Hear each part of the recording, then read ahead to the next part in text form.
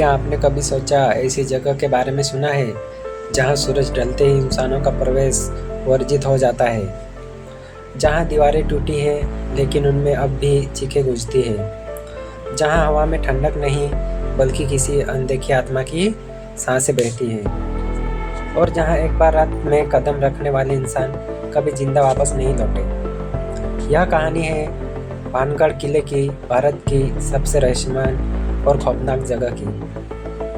कहते हैं यहाँ हर पत्थर एक चीख को दबाए बैठा है, हर खंडहर एक मौत की गवाही देता है और हर सन्नाटा उस श्राप की याद दिलाता है जिसने इस पूरे नगर को हमेशा के लिए उजाड़ दिया। आज रात मैं आपको ले चलूँगा उन अंधेरों में जहाँ राजकुमारी की परछाई अब भी खिड़की से झांकती है, जहाँ तांत्रिक की आत्मा अपनी हार का बदला लेना चाहती है और जहाँ खामोशी भी इतनी जोर से चीखती है कि दिल दहशत से थम जाए। तो सावधान रहिए क्योंकि यह सफ़र सिर्फ एक कहानी नहीं बल्कि मौत की दस्तक है। तो चलिए दोस्तों, कहानी शुरू करते हैं। सूरज धीरे धीरे अरावली की पहाड़ियों के पीछे डूब रहा था। अलवर जिले की वीरानी में फैली सुनसान जमीन पर एक विशाल किला खड़ा था, भानगढ़ किला। चारों तरफ फैली झाड़ियाँ, टूटी दीवारें और खामोश गलियारों में एक अजीब सी ठंडक थी। कहते हैं सूरज ढलने के बाद यह जगह इंसानों के लिए नहीं रहती, क्योंकि यहाँ सिर्फ परछाइयाँ और आत्माएं जिंदा रहती हैं। रात होते ही हवा में अजीब फुसफुसाहट घुल जाती है। ऐसा लगता है जैसे दीवारें भी किसी को पुकार रही हो। और अगर कोई गलती से इस किले में अंधेरे के बाद चला जाए तो वह कभी वापस नहीं लौटता है। भानगढ़ की नींव 16वीं शताब्दी में आमेर के राजा माधो सिंह ने रखी थी। यह किला अपने समय में शानदार महलों, मंदिरों और बगीचों से भरा हुआ था। यहाँ सैकड़ों परिवार रहते थे, लेकिन आज यह सब खंडहर में बदल गया। स्थानीय लोग कहते हैं कि यह किला श्रापित है, कोई यहाँ बसकर नहीं रह सकता। घर बनते हैं लेकिन थोड़े समय बाद खुद ब खुद ढल जाते हैं, जैसे कि किसी अदृश्य शक्ति को यहाँ इंसानों का रहना पसंद ही नहीं। भानगढ़ की राजकुमारी रत्नावती असाधारण सुंदर थी। उनकी सुंदरता की चर्चा दूर दूर तक थी। पड़ोसी राज्य के राजा उनसे विवाह करना चाहते थे, लेकिन उसी इलाके में एक तांत्रिक रहता था, सिनिया नाम का। वह काला जादू जानता था और राजकुमारी पर मोहित हो गया था। सिनिया जानता था कि वह कभी राजकुमारी का दिल नहीं जीत सकता, इसलिए उसने तंत्र मंत्र का सहारा लिया। एक दिन जब राजकुमारी अपनी दासियों के साथ बाजार में इत्र खरीदने गई तो सिनिया ने इत्र की शीशी में जादू कर दिया। योजना थी कि जैसे ही रत्नावती उस इत्र को छुएगी वे तांत्रिक के वेश में आ जाएगी। लेकिन राजकुमारी बुद्धिमान थी, उन्हें जादू की गंध महसूस हो गई। उन्होंने वह शीशी उठाई और नज़दीक खड़े बड़े पत्थर पर दे मारी। शीशी टूट गई और जादू उल्टा हो गया। जादुई असर से वह पत्थर लुढ़क कर सीधा सिंधिया पर जा गिरा। तांत्रिक की वही मत हो गई।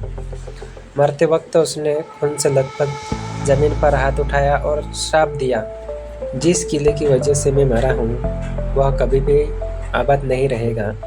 यहाँ जो भी रहेगा उसका नाश होगा। सिन्हिया का श्राप जल्द ही सच हो गया। कुछ ही समय बाद पड़ोसी राज्य ने भानगढ़ पर हमला किया। युद्ध भयानक था। पूरा नगर जलकर राख हो गया। राजा मारे गए, सैनिक कट गए और राजकुमारी रत्नावती रहस्यमयी तरीके से लापता हो गई।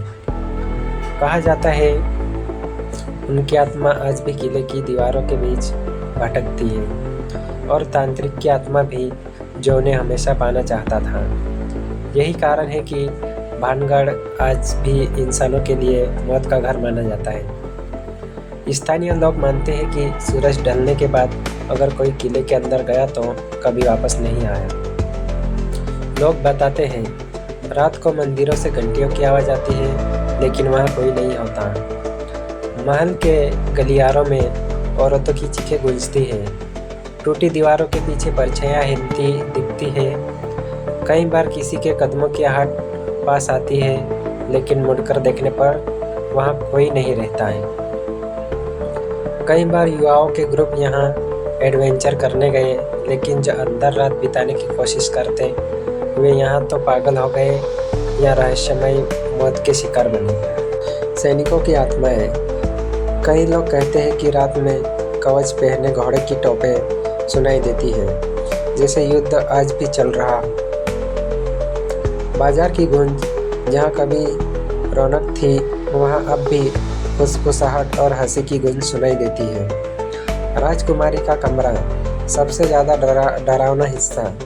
कहते हैं यहाँ आज भी राजकुमारी की परछाई दिखाई देती है, जो खिड़की से बाहर झांकती है।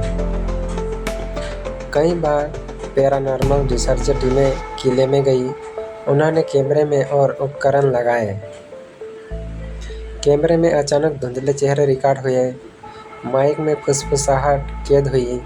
कुछ लोगों ने अचानक तेज धक्का महसूस किया, जैसे किसी ने जोर से धकेला हो, लेकिन किसी भी टीम ने किले के अंदर पूरी रात बिताने की हिम्मत नहीं की।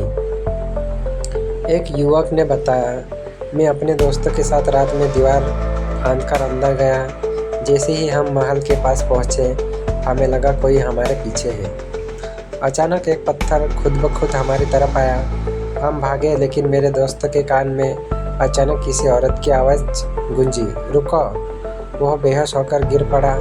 हम उसे उठाकर बाहर लाए, लेकिन कई दिनों तक वह मानसिक संतुलन खो बैठा। आज भानगढ़ किला एक पर्यटन स्थल है। दिन में हजारों लोग आते हैं, फोटो खींचते हैं, लेकिन जैसे ही शाम ढलती है पूरा इलाका खाली करवा दिया जाता है। भारतीय पुरातत्व सर्वेक्षण विभाग ने यहाँ बाकायदा बोर्ड लगा रखा है, सूर्योदय से सूर्यास्त तक ही प्रवेश की अनुमति है। सूर्यास्त के बाद यहाँ रुकना सख्त मना है। सरकारी चेतावनी अपने आप साबित करती है कि यह जगह कितनी रहस्यमय और खतरनाक है। भानगढ़ की वीरान दीवारें आज भी उस श्राप को ढो रही है। कभी हंसी खुशी से भरा यह नगर अब मौत और खामोशी का गढ़ बन चुका है। लोग कहते हैं कि जब तक तांत्रिक और राजकुमारी की आत्माएं यहाँ बंधी है, तब तक यह श्राप खत्म नहीं होगा, और जो भी इस श्राप को चुनौती देगा उसे अपनी जान से हाथ धोना पड़ेगा। किले के खंडहरों में जाते समय ऐसा लगता है जैसे कोई आपके पीछे चल रहा हो।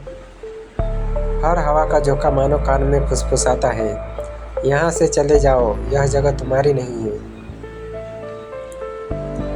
भानगढ़ किला सिर्फ खंडहर नहीं, बल्कि एक जीती जागती डरावनी दास्ताना है। तो दोस्तों, ये थी भानगढ़ किले की वो दास्तान, एक श्राप जिसने पूरे नगर को मिटा दिया, और एक ऐसी जगह जहां आज भी मौत की सिसकियां गूंजती है।